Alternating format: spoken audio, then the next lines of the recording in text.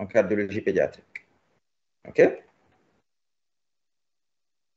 Donc, les présentations ont été faites.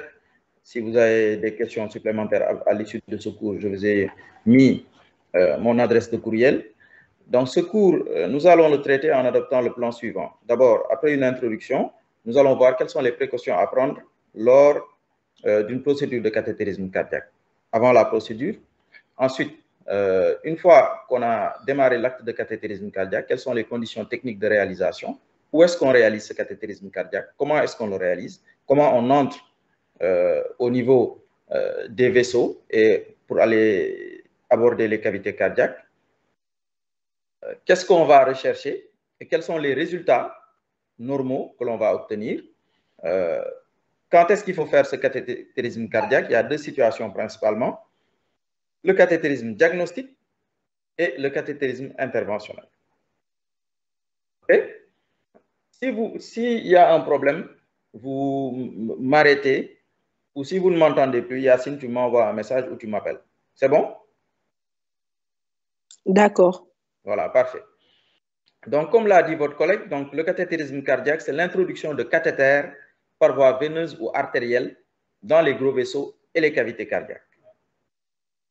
Deux objectifs sont visés à travers ce cathétérisme cardiaque, soit pour faire un diagnostic, et pour cela, on va mesurer les pressions à l'intérieur du cœur, on va pouvoir également mesurer les débits au niveau des cavités, soit le débit cardiaque droit ou le débit cardiaque gauche. On va pouvoir injecter un produit de contraste et ainsi faire une opacification sélective des vaisseaux. Donc, visualiser l'artère pulmonaire droite ou visualiser l'artère pulmonaire gauche ou visualiser le tronc de l'artère pulmonaire ainsi que ses deux branches, ou alors opacification sélective des cavités cardiaques. C'est-à-dire, on va injecter le produit de contraste dans le ventricule gauche et visualiser le ventricule gauche. Ceci va nous permettre de rechercher des trajets anormaux, notamment s'il y a un canal artériel, le sang va passer de l'aorte à l'artère pulmonaire. S'il y a une communication interventriculaire, le sang va passer du ventricule gauche au ventricule droit. Ça va également nous permettre de détecter des shunts, c'est-à-dire le passage anormal du sang d'un point à un autre, d'une cavité à un autre ou d'un vaisseau à un autre. Comment est-ce qu'on va pouvoir le faire? En prenant la saturation au niveau des différentes cavités cardiaques. Si on prend le cas, par exemple, d'une communication interauriculaire, s'il y a une communication interauriculaire, il y aura un enrichissement du sang de l'oreillette droite en oxygène, parce qu'il y a eu un shunt de l'oreillette gauche vers l'oreillette droite. Donc, passage de sang oxygéné provenant de l'oreillette gauche dans le sang de l'oreillette droite qui, naturellement, est du sang désoxygéné. Donc, en mesurant vos saturations, si vous vous rendez compte que la saturation de l'oreillette droite, qui habituellement est autour de 70%, et monte jusqu'à 90%, ça veut dire qu'il y a du sang oxygéné qui est venu envahir ce sang de l'oreillette droite. À visée thérapeutique, le cathétérisme cardiaque va permettre de traiter des lésions cardiaques ou vasculaires. Par exemple, au niveau des artères coronaires, les rétrécissements des artères coronaires vont être traités par cathétérisme cardiaque. Donc là, on va aller jusqu'au niveau de l'artère coronaire, jusqu'au niveau de la zone de rétrécissement et on va gonfler la zone de rétrécissement, un ballonnet, pour ouvrir la zone de rétrécissement. C'est le cas également lorsqu'on a un rétrécissement au niveau des valves du cœur, que ce soit la valve pulmonaire ou la valve aortique. Là également, le cathétérisme cardiaque va permettre de lever cette sténose pulmonaire, donc en gonflant un ballon au niveau de la zone de rétrécissement. Le cathétérisme interventionnel permet également de traiter certaines communications. C'est le cas des communications interventriculaires ou des communications interauriculaires qu'on va pouvoir fermer à l'aide du cathétérisme cardiaque en utilisant une prothèse. Pour ce qui concerne les troubles électriques du cœur également, le cathétérisme cardiaque a une place parce qu'on va pouvoir aller éliminer une voie, un circuit électrique anormal. Donc, vous voyez les nombreuses indications donc, de ce cathétérisme cardiaque. Quelle est l'histoire de ce cathétérisme cardiaque? Pour connaître l'histoire de ce cathétérisme cardiaque, il faut remonter à 1929. Il y a eu ce monsieur-là qu'on appelle Werner Forssmann, qui a eu l'audace de faire le premier cathétérisme cardiaque sur sa propre personne.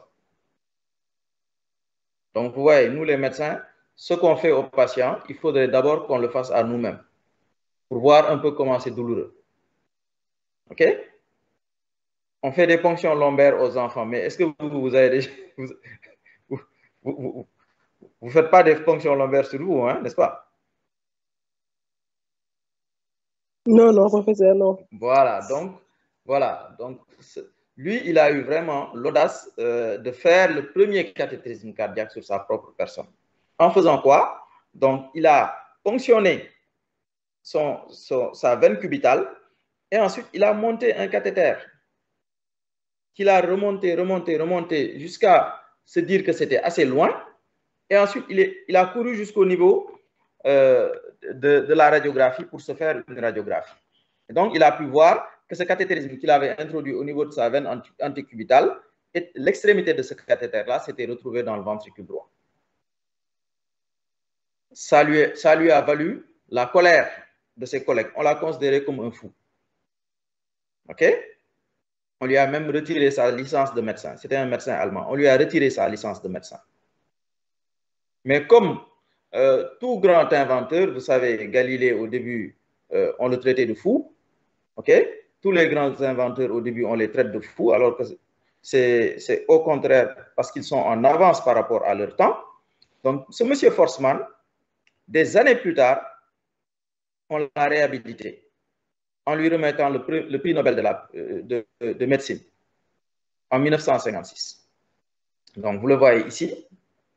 Donc, recevoir le prix Nobel de médecine avec d'autres éminents chercheurs, médecins, qui ont contribué au développement du cathétérisme cardiaque. Donc, il s'agit de M. Cournant et de M. Richards. Et vous voyez ici l'image du cathéter, donc introduit à partir de la veine cubitale, remontant jusqu'au niveau de l'oreille droite de M. Forssmann. Donc, voilà pour l'histoire. La deuxième grande personne qui a marqué l'histoire du cathétérisme cardiaque, c'est un monsieur qu'on appelle William Rashkin, donc qui était un cardiologue que vous voyez ici. Et bien, ce monsieur-là également a révolutionné la prise en charge des cardiopathies congénitales par le cathétérisme cardiaque. En faisant quoi? Un jour, il a été confronté à un enfant qui avait une transposition des gros vaisseaux. Dans la transposition des gros vaisseaux, l'aorte, au lieu d'être connectée au ventricule gauche, il est connecté au ventricule droit. L'artère pulmonaire, au lieu d'être connectée au ventricule droit, il est connecté à l'aorte. OK? Il est connecté, pardon, au ventricule gauche. L'artère pulmonaire est connectée au ventricule gauche, l'aorte est connectée au ventricule droit.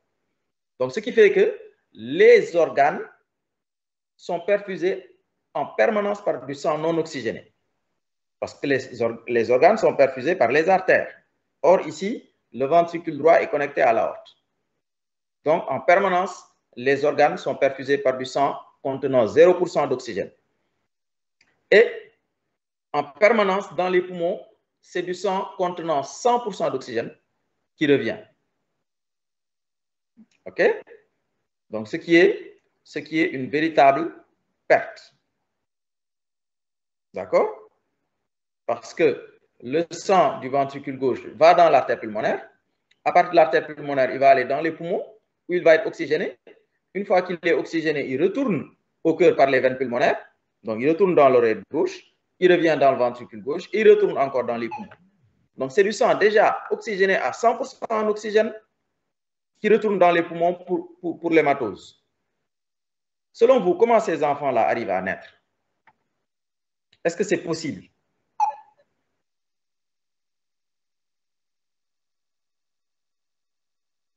Est-ce que c'est possible?